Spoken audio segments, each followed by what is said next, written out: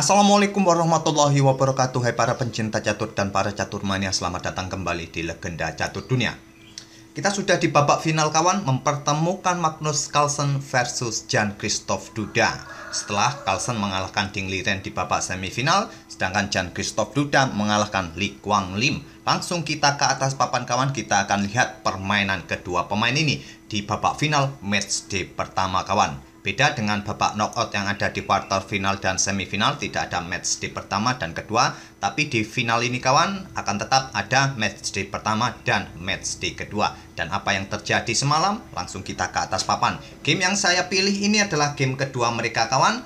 Dan setelah mereka bermain pada game pertama bermain remis, sekarang Magnus Carlsen pegang hitam. Dan Duda mengawali permainan dengan pion D4, pion D5 oleh Carlsen, pion C4, dan pion C6. Bermain dengan Slav defense Carlsen mungkin, atau nanti akan ditransposisi ke bentuk lainnya, ataukah nanti akan berbentuk semi Slav, bisa jadi. Kuda C3, kuda F6, tidak membiarkan putih bermain dengan pion E4-nya, pion E3, pion E6, dan sekarang kita temui permainan semi Slav kawan seperti ini. Bangunan pion membentuk piramida seperti ini, dibalas dengan variasi normal, kuda F3, kuda B berkembang ke D7, menteri C2, dan sekarang pion D6. Permainan semi Slav defense kemarin juga dipakai oleh Carlsen saat mengalahkan Ding Liren. Saat itu jalurnya cukup berbeda kawan, tidak seperti saat melawan Jan-Christoph Duda. Inilah permainan Carlsen saat melawan Ding Liren, bermain dengan semi Slav. Jalurnya cukup berbeda. Jika tadi pion E3 dimainkan oleh Jan-Christoph Duda, tidak mengeluarkan gajah gelapnya dan terkurung oleh rantai pionnya seperti ini kawan. Tapi Ding Liren saat itu langsung mengeluarkan gajahnya untuk memberikan pressure bagi kuda F6 ini. Dan dengan permainan ini pun kemarin Magnus Carlsen menang. Tapi di sini kawan kita temui gajah ini berada masih di tempatnya, terkurung oleh rantai pionnya sendiri. Dan dilanjut sekarang Carlsen membuka permainan dengan pion B6, menyediakan peta bagi gajah berkembang ke B7 atau langsung nanti ke peta A6 untuk menantang pertukaran gajah terang, bisa jadi. Dan sekarang gajah E2 lanjut Duda, gajah B7, di sini Duda rokade, dan selanjutnya gajah D6. Ada juga yang bermain dengan gajah E7, ini pilihan utama, tapi Carlsen memilih pilihan nomor 2 dengan gajah D6. Selanjutnya adalah pion E4, Duda mulai membuka permainan kawan, menantang pertukaran pion pusat, agar nanti gajah gelapnya pun segera bisa keluar, dan diterima oleh Carlsen. Pion dipukul pion E4, dipukul balik oleh kuda, terjadi pertukaran kuda, dipukul balik oleh menteri, dan kuda F6, menteri H4. Dan setelah terjadi baku hantam tadi kawan di peta pusat dengan pertukaran pion dipukul balik oleh kuda dan terjadi pertukaran kuda di peta E4 tadi, di sini terlihat komposisi perwira masih cukup seimbang kawan. Masing-masing masih mempunyai sepasang gajah, cuma perbedaannya Carlsen sudah menyiapkan gajahnya langsung mengarah ke jantung pertahanan Raja Putih ini kawan. Carlsen masih membutuhkan 2 langkah lagi untuk menyelesaikan tahap pembukaan, yaitu Raja Rokade. Menteri mungkin naik nanti ke peta C7 untuk mengkoneksikan kedua beteng. Di sini Carlsen terlebih dahulu mendorong pion C5-nya, menantang pion D4 agar lajur D terbuka jika tantangan diterima dan gajahnya nanti mempunyai spot yang bagus di diagonal ini kawan. Terlebih dahulu diantisipasi dengan beteng D1, tidak mengizinkan gajah berada di sini kawan. Nanti pion setelah pukul pion C5 tidak akan berani dipukul menggunakan gajah, akan dipukul menggunakan pion B dan hitam akan mempunyai pion-pion terpisah seperti ini. Diantisipasi dengan Carlsen, menteri bergerak ke C7 untuk menghindari satu lajur dengan beteng putih, menghindari X-Rian kawan, juga berkoneksi dengan gajahnya untuk mengincar pion H2 dan dilanjut dengan gajah E3. Lanjut Jan-Christoph Duda. Langkah yang kurang akurat menurut engine tapi cukup manusiawi untuk menghadapi pergerakan gajah gelap hitam di peta C5 nanti kawan. Tapi pada posisi seperti ini kawan, engine lebih menyarankan langsung pukul pion ini. Dan jika terjadi pertukaran seperti ini, gajah F4 bisa melanjutkan pergerakan untuk mendapatkan tempo kawan. Dan setelah menteri bergeser, kalian bisa melanjutkan menggeser raja ke F1, atau mungkin bermain dengan kuda ke peta E5, bisa kalian pilih sebagai putih. Atau pada posisi seperti ini tadi kawan, saat menteri bergerak ke C7 menghindari serangan X-ray, kalian tidak perlu melangkahkan gajah ke peta E3 ini, langsung bermain dengan gajah ke H6 dengan ide mendapatkan pion atau mendapatkan kuda. Jika di sini diterima oleh hitam, pion pukul gajah, kalian bisa mendapatkan kuda, beteng bergeser, dan selanjutnya kalian bisa mendapatkan pion di petak H6 ini, dan seterusnya bisa mendapatkan pion-pion ini kawan. Atau pada posisi ini jika tantangan gajah ini ditolak, tidak dipukul, beteng digeser, simple kalian bisa melanjutkan pukul pion ini. Setelah dipukul, kuda akan tewas juga, dan posisi putih akan cukup bagus, tapi juga harus hati-hati kawan. Di sini hitam mempunyai lajur G yang terbuka. Dan kemungkinan hitam juga akan menyiapkan rokade panjang. Terlebih dahulu beteng digeser mundur, nanti menteri putih diserang dengan gajah untuk memblokade persiapan rokade bisa jadi. Tapi variasi inilah yang disarankan oleh engine bagi putih daripada memainkan gajah ke E3 yang dilakukan oleh Jan Christoph Duda ini. Di sini kawan cukup defensif langkah gajah ini. Tidak ada tempo yang didapatkan oleh putih di langkah berikutnya. Jika tadi pion pukul pion juga bagus untuk mendapatkan tempo menyerang menteri. Carlsen merespon dengan pion H6. Dia sudah menyadari tadi potensi gajah yang ada di petak H6 kawan. Ataupun juga untuk mengontrol petak G4 agar kuda tidak bisa bermanuver ke petak ini. Mungkin seperti itu. Dibalas dengan langkah pertukaran pion D pukul pion C5. Dipukul balik oleh gajah. Nah sekarang pertanyaannya, apakah Duda berani untuk bertukar gajah gelap ini? Duda terlebih dahulu bermain dengan langkah kuda D4 menolak pertukaran gajah gelap, dibalas dengan pion A6 untuk menghindari ancaman potensi kuda untuk mengancam menteri kawan. Tapi engine tadi menyarankan menteri bisa digeser ke petak E7 ini kawan. Carlsen memilih pion A6 dilanjut dengan pion A3. Kembali kedua pemain membuat langkah-langkah yang kurang akurat menurut engine secara berturut-turut. Ide dari pion A3 ini jelas mendorong pion B4 di langkah berikutnya untuk menantang apakah gajah berani melakukan pertukaran dengan kuda nanti. Tapi sekali lagi akan saya tunjukkan jalur yang menarik yang disarankan oleh engine pada posisi ini kawan. Engine menyarankan melakukan pengorbanan perwira di sini dengan gajah F4. Melakukan pengorbanan agar ditusuk atau digarbu dengan pion E5. Jika dilakukan oleh hitam seperti ini, kuda bisa lompat ke petak F5 kawan, persiapan melakukan ancaman skak nanti. Jika pengorbanan ini diterima, maka kuda bisa ambil pion G7 skak. Di sini apakah raja bergerak ke petak F8? Kalaupun bergerak ke petak F8 nanti akan dilanjut dengan kuda akan ke petak E6 skak. Jadi akan bergerak ke petak E7 terlebih dahulu dan beteng bisa digeser, persiapkan discover attack. Dan beteng hitam akan digeser ke G8 untuk menyerang kuda. Di sini gajah bisa bergerak ke G4 melakukan discover check dan raja akan mundur kembali ke F8. Dan kuda ini mendapatkan ancaman dari beteng. Kalaupun sekarang kalian langsung pukul kuda ini, beteng masih bisa pukul kuda kalian. Jadi kuda ini sementara dikorbankan saja untuk merusak atau membuka pion di depan raja. Harus diterima kawan jika tidak ingin menteri kalian tewas. Dan selanjutnya menteri akan pukul kuda skak. Ditutup oleh menteri, kalian bisa ambil pion ini kembali skak.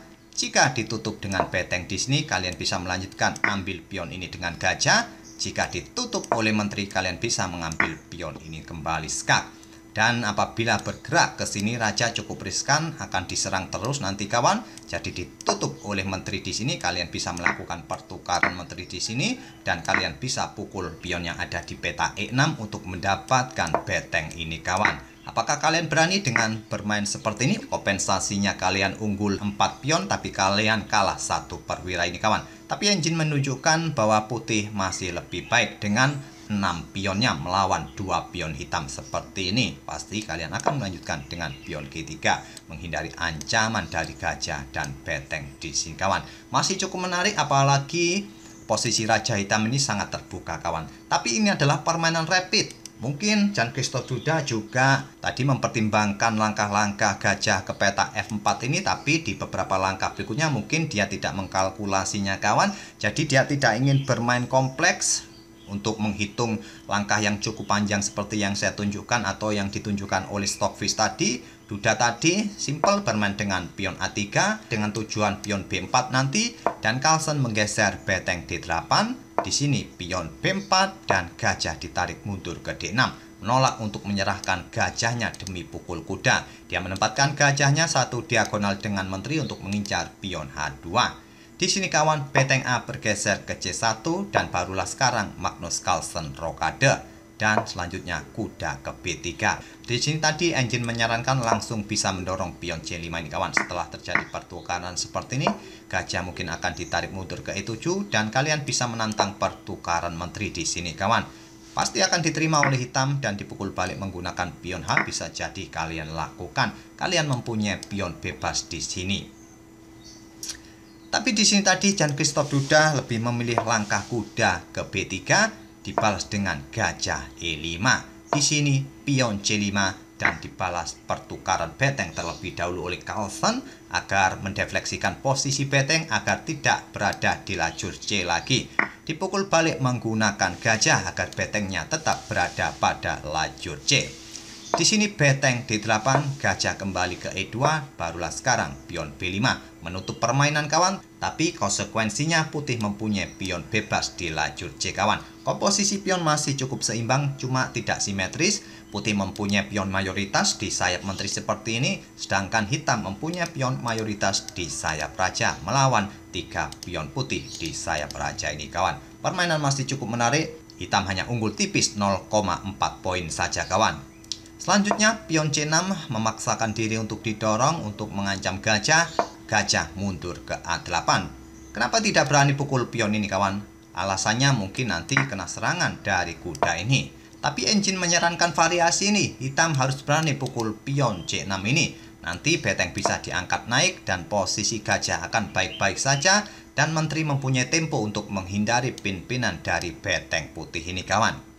Oke, kita lanjut ke langkah berikutnya tadi. Di sini Carlsen tadi memilih langkah gajahnya mundur ke peta A8 setelah mendapatkan ancaman dari pion C6. Kuda ke A5. Di sini kuda D5 lanjut Carlsen mengancam gajah gelap dan gajah F3 balas Jan Christoph Duda membiarkan gajahnya disikat oleh Carlsen, menjadikan putih mempunyai pion yang terpisah, pion lemah seperti ini kawan. Sekarang putih mempunyai 2 pion lemah kawan di lajur A dan di lajur E. Tentu saja melihat potensi 2 pion ini yang mudah disikat, Carlsen langsung mengangkat betengnya naik ke D3. Di sini kawan merupakan poin kritis di game ini. Sekarang hitam sudah bersiap untuk ambil pion-pion putih ini kawan. Kira-kira pion mana yang harus dipertahankan? Langkah terbaik adalah mempertahankan pion E ini kawan dari ancaman beteng. Karena tidak mungkin lagi untuk membackup pion A karena diagonal ini sudah dikuasai oleh hitam. Jadi putih tidak bisa menggeser lagi betengnya ke lajur A. Jadi untuk mempertahankan pion ini ada 2 cara, yaitu dengan beteng ke E1 atau mengorbankan pion ini bisa jadi kawan. Engine juga menyarankan raja ke F1 yang merupakan langkah terbaik. Tapi Duda bermain dengan gajah E4 merupakan langkah blunder. Tentu saja beteng pukul pion E3 lanjut Carlsen dengan tempo juga memberikan pressure bagi gajah. Gajah ditarik mundur ke B1. Apa rencana dari Jan Christoph Duda ini kawan? Lagi-lagi membuat langkah blunder yang membuat dia semakin dalam tertekan. Mungkin idenya di langkah berikutnya jika ada kesempatan, maka menteri bisa bergerak ke peta ini untuk memberikan ancaman skak di sini. Mungkin bisa jadi seperti itu trik dari Jan Christoph Duda. Tadi engine menyarankan gajah ini ditarik mundur ke peta F3 saja kawan. Tapi Duda bermain dengan gajah B1. Carlsen melanjutkan ambil pion A3. Langkah yang cukup manusiawi, simple, menghabiskan pion-pion putih dan menjadikan pionnya nanti di sayap menteri mempunyai 1 pion bebas. Mungkin seperti itu maksud dari tujuan Magnus Carlsen ambil pion. Tapi engine lebih menyarankan dengan gajah ke F3 terlebih dahulu untuk memblokade akses menteri untuk mengawal peta ini dari ancaman beteng yang bisa digeser ke lajur D. Tapi Carlsen simple, dia bermain dengan ambil pion di A3 dan beteng D1. Jelas ancaman di sini nanti. Di sini diantisipasi dengan gajah F6, menteri bergeser ke E4, ancamannya jelas diantisipasi dengan pion G6. Di sini raja ke H1 untuk menghindari diagonal yang terbuka ini kawan dari ancaman skak dari menteri. Mungkin seperti itu dibalas dengan beteng C3. Jelas Carlsen ingin menghabisi pion bebas putih ini kawan. Gajah sikat pion dipukul balik, masih bisa dipukul balik oleh beteng dan Carlsen nanti akan unggul sekali dalam jumlah pion. Di sini Jan Christoph Duda masih belum mau menyerah, bermain dengan menteri G4. mungkin mencoba melakukan pengorbanan gajah pukul pion game 4, dipukul balik dan dipukul balik, mungkin seperti itu nanti kawan. Tapi di sini Carlsen simple mengusir terlebih dahulu menteri dengan pion H5. Menteri bergeser ke E2 dan Carlsen habisi pion C6 dengan gajah. Di posisi ini Jan Christoph Duda menyerah. Karena jelas kawan, putih kalah jumlah pion. Kalaupun disikat balik menggunakan kuda, masih bisa dipukul balik menggunakan menteri atau yang lain kawan. Lebih baik menggunakan benteng, tapi perbedaannya cukup tipis. Kalian bisa pukul menggunakan menteri atau benteng, tak ada masalah. Sampai di sini kalian juga bisa menghitung jumlah pion yang dipunyai oleh Magnus Carlsen kawan. Di sini Carlsen sudah unggul 3 pion dengan variasi seperti ini. Apalagi pion ini juga menjadi pion lemah, mudah nanti diserang dengan gajah ataupun dengan menteri atau dengan yang lain. Tetap saja putih akan kalah dalam permainan endgame jika dilanjutkan.